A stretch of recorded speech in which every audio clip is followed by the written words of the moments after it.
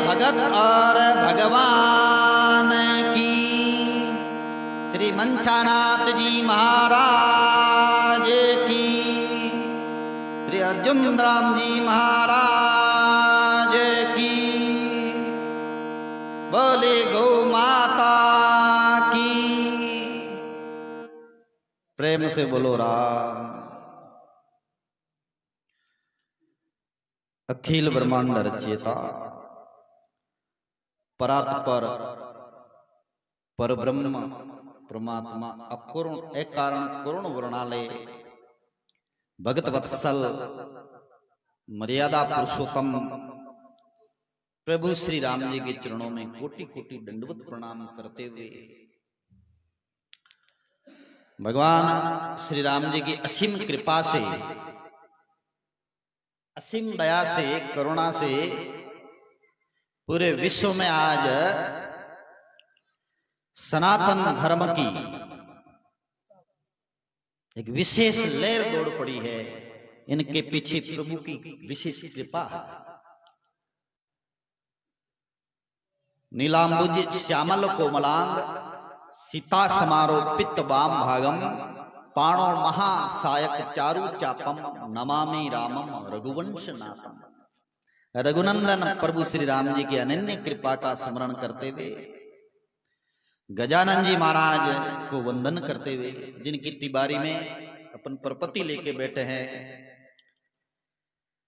और यहाँ के पूर्वज गांव के इष्ट रूप संत महात्मा मंचानाथ जी महाराज, अर्जुन दास जी महाराज और अन्य गुप्त प्रकट जितने भी महापुरुष, उनको वंदन करते हुए विराजमान पूज्य मैन साहब श्री सोमनाथ जी महाराज को वंदन करते हुए विराजमान संत श्री बड़े स्नेही संत सुखदेव जी महाराज को वंदन करते हुए और वृद्ध ग्रस्त संत हिमताबा और ग्रामवासी सज्जनों और इस कार्यक्रम के समस्त कार्यकर्ताओं का अभिनंदन।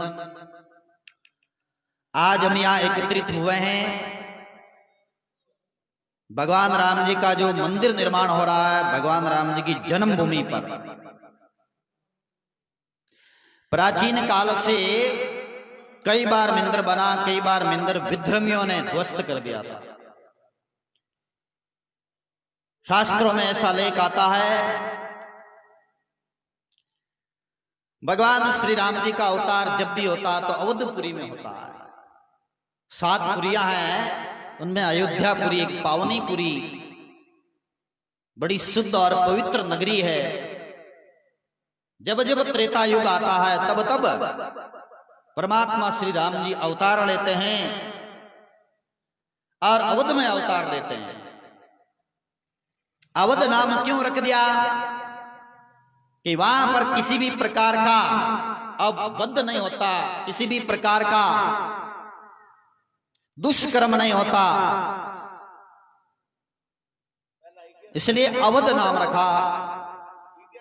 अवध से अयोध्या वात्सल्य का प्रतीक है। अयोध्या नगरी की महिमा भी बड़ी सुंदर महिमा आती है। देखो इतिहास और पुराण ये भी प्रमाण देते हैं कि भगवान राम जी के अलावा और भी कई तीर्थंकर उस नगरी में प्रकट हुए हैं और भी महान हस्तियां उस नगरी में प्रकट हुए हैं। प्रभु श्री राम जी त्रेता युग में अयोध्या में अवतार लेकर के उस जन्मभूमि को स्वर्ग से भी बढ़कर माना। जन्मभूमि स्वर्गा अदपि गर्यसः, जन्मभूमि को स्वर्ग से भी बढ़कर के माना। साथ में ये भी कहा जननी जन्मभूमि, तो जननी को और जन्मभूमि को स्वर्ग से बढ़कर माना है। इसलिए प्रभु राम जी जब वनवास में जाते हैं तो अपने साथ में अयोध्या की मिट्टी ले जाते हैं कि मैं अवध की मिट्टी को प्रणाम करूंगा, हमेशा अवध की मिट्टी का दर्शन करूंगा, तो मुझे वात्सल्य, प्रेम, भ्रातृत्व भावना और परोपकार की भावना बार बार याद आती रहेगी। तो अपनी जन्मभूमि के लिए भगवान राम जी भी रामायण जी में कई जगह महावाक्य बोलते हैं। जब जब मैं अवध की शुद्धि करता हूं, अयोध्या की तरफ देखता हूं, तो मुझे वहां के साधु जन, वहां के सज्जन जन याद आते हैं। ये भगवान राम जी रामायण जी में भी कहते हैं। तत्काल उस समय में भगवान राम जी ने 11,000 वर्ष तक राज्य किया और उसे बोलते हैं राम राज्य। और कालांतर में कई राजाओं ने राम राज्य की स्थापना की कल्पना की थी कि हम राज्य राम राज्य लेकर के आएंगे, परंतु राम जैसा राज्य कोई भी नहीं कर पाया। सुखराम जी महाराज की वाणी में आता है, राजाओं में सबसे श्रेष्ठ राजा हुए हैं तो वो राम जी हुए हैं, जिन्होंने मर्यादा से पूरे मानव मात्र को संचालित किया और संसार में मर्यादा की स्थापना करने वाले एक प्रभु श्री राम जी। इसलिए मर्यादा पुरुषोत्तम भगवान श्री राम जी बोलते हैं। सब अवतारों में एक मर्यादा पुरुषोत्तम शब्द जो लगता है प्रभु श्री राम जी के साथ लगता है। प्रभु श्री राम जी के 2 पुत्र हुए, लव और कुश। लव कुश को राज्य मिला। लव कुश के बाद में कई पीढ़ियों बाद, माना 15 पीढ़ी बाद में पुरु नाम के हुए हैं। वो आज भी समाधि में बैठे हैं। जब कलयुग समाप्त होगा ना, उसके बाद में वो सतयुग की स्थापना करेंगे तो सूर्य वंश चलाएंगे। ये जो सूर्य वंश में प्रभु का अवतार हुआ, तो सूर्य वंश की स्थापना उन्हें भगवान राम जी के वंशजी करेंगे। समय बीता, त्रेता युग का समय बीत गया, फिर द्वापर युग का समय आया। भगवान राम जी के मंदिर की बड़ी सुरक्षा रही, भगवान राम जी की पूजा घर घर में होती रही। जब भी मर्यादा की बात आती तो भगवान राम जी का ही प्रमाण देते, किस तरह से पुत्र को अपने कर्तव्य का पालन करना चाहिए, किस तरह से माता बहनों को पतिव्रत धर्म का पालन करना चाहिए, किस तरह से भाइयों को भाइयों के प्रति प्रेम रखना चाहिए, कितना त्याग रखना चाहिए, ये रामायण जी के द्वारा सीखने को मिला। और काल और बीता, समय और बीता, द्वापर चला गया, फिर कलयुग आ गया।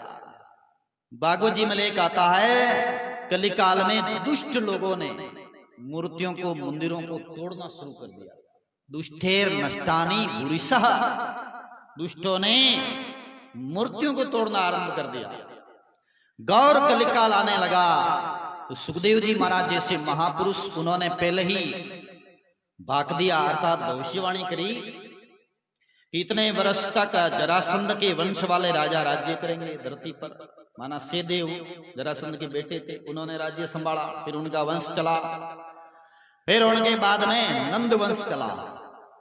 नंद वंश चला, 1-2 राजा तो ठीक चलिया, और बाद में ने धनानंद ऐसा दुराचारी राजा हुआ कि महाराज सारी मर्यादा मेंढ दी। तब कौटिल्य नाम का ब्राह्मण पैदा हुआ। उस कौटिल्य ब्राह्मण ने धनानंद के राज्य का नष्ट करके धर्म की स्थापना के लिए चंद्रगुप्त मौर्य की स्थापना की। फिर मौर्य वंश चला, लंबे समय तक मौर्य वंश चलता रहा। उसके बाद में मौर्य वंश के बाद सुखदेव जी महाराज की भविष्यवाणी है, मुगल आ गए, जिसे यवन बोलते हैं। और यवन तीर्थ, नदियां और आश्रमों में स्थापित हो गया। और इन्होंने, यवनों ने बहुत कुछ यहाँ पर मर्यादाएं नष्ट करने का खूब प्रयत्न किया।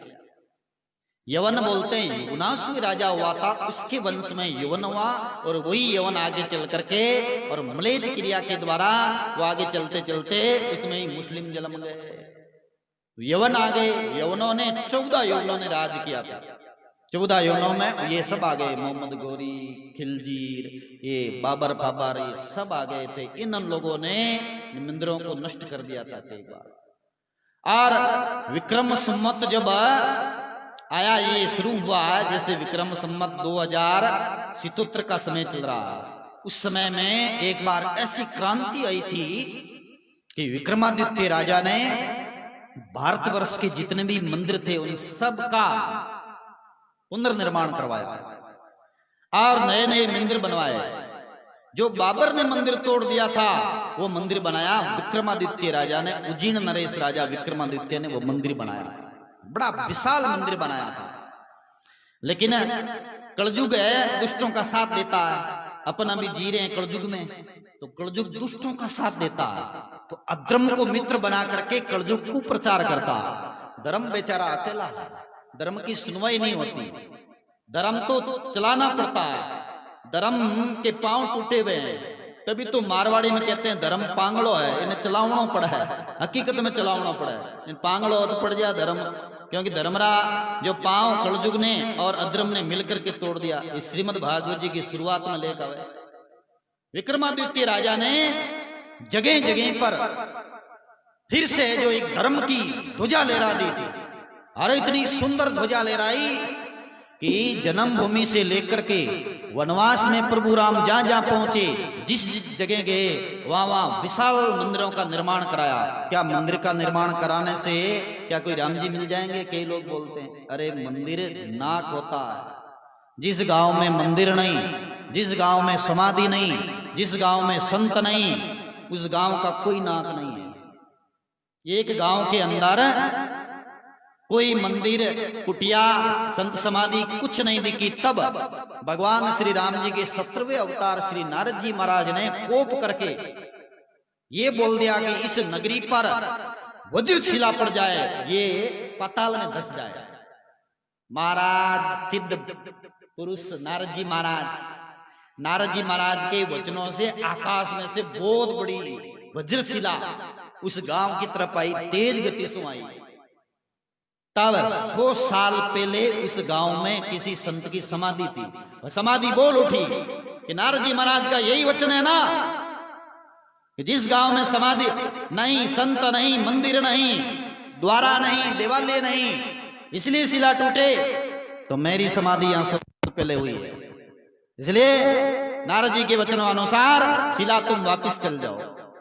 100 साल पहले समाधि ली हुई, वो समाधि से वो भूमि बोल उठी ना, तुम हमारे इस गांव को नष्ट नहीं कर सकते। बोलो, संत की समाधि, संत का जो है पधरावणी, दिवाली, मंदिर, कितनी महिमा है इनकी, क्योंकि उन पर अपन श्रद्धा टिकाते हैं। मंदिर के सारे अपनी श्रद्धा होती है, मंदिर के पास से निकलते हैं तो नमस्कार करते हैं, मंदिर को नमन करते हैं, इसलिए हर गांव में मंदिर पाए जाते हैं। हर गांव में कहीं न कहीं आश्रम या रामद्वारे पाए जाते हैं। जहां अगर इस गांव में समाधि हो संतों की, तो उसे बराबर सुधार करके और वहां देवल स्थापित करना चाहिए, वहां पगलिया बदरावणी करना चाहिए, क्योंकि उसकी महिमा है, उनके प्रताप से अपन सुरक्षित रहते हैं। इसलिए राजा विक्रमादित्य ने, एक बार हम गए थे पंपा सरोवर, महाराज नाजी महाराज पंपा सरोवर में, वहां पर फटक शिला पर जहां भगवान राम जी विराजमान रह करके चतुर्मास किया था, तो फटक शिला का दर्शन किया, तो वहां शिलालेख में था कि विक्रम संवत कुछ बीता उस समय में विक्रमादित्य राजा ने इस मंदिर का निर्माण कराया था। बड़ा विशाल मंदिर, बड़ा प्रकोटा। तो विक्रमादित्य वहां कर्नाटक में भी पहुंच गए और वहां पर भी मंदिर की स्थापना की थी, मंदिर निर्माण किया था। समय बीता, देखो समय बीत गया, आया और मोहम्मद गजनवी जैसा दुराचारी व्यक्ति आक्रमण करके सोमनाथ मंदिर को लूट लिया, मंदिरों की मूर्तियां तोड़ दी, और वहां इतनी बड़ी बड़ी शिलाएं हैं, उन शिलाओं को भी तोड़ दिया। कैसा कैसा दुराचार किया था। और फिर थोड़ा धर्म का टाइम आता तो फिर मंदिर बनते, फिर श्रद्धा होती, फिर जागृति आती। गुरु नानक साहब का जब अवतार हुआ, तब गुरु नानक साहब ने घोषणा की थी, अरे भाई दना खाती थे कोई उस गांव में, अरे भाई दना यहां से तुमको बाहर जाना होगा। बोले कहां? बोले दना यहाँ पर एक बाबरो आएगो, रक्तपात मचाएगो और यहाँ बड़ो भारी अन्याय करेगो, वो कलयुग को दूत है। और बाबरो ऐसो आयो महाराज, शास्त्रों में आवे कि उन्होंने रक्तपात मचाया और यहाँ पर राजा महाराजाओं की फूट देख करके, हिंदुओं को बांट करके सनातन धर्म को फूट डालो, राज करो की नीति से चल करके उन्होंने बहुत सारे मंदिरों को ध्वस्त कर दिया।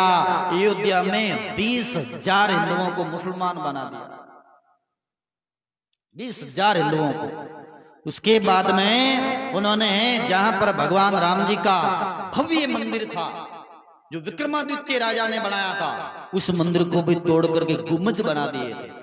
और वो गुम्बज चलते रहे। भारत के महान सेवकों ने भारत के जितने भी राम सेवकों ने, भक्तों ने और एक आंदोलन चलाया ऐसा कुछ वर्षों पहले, उन्होंने एकत्रित होकर के तथा कथित राजनीतिक पार्टियों को किनारे करके और उन्होंने 6 दिसंबर 1992 को उन्हीं गुंबजों को ध्वस्त कर डाला।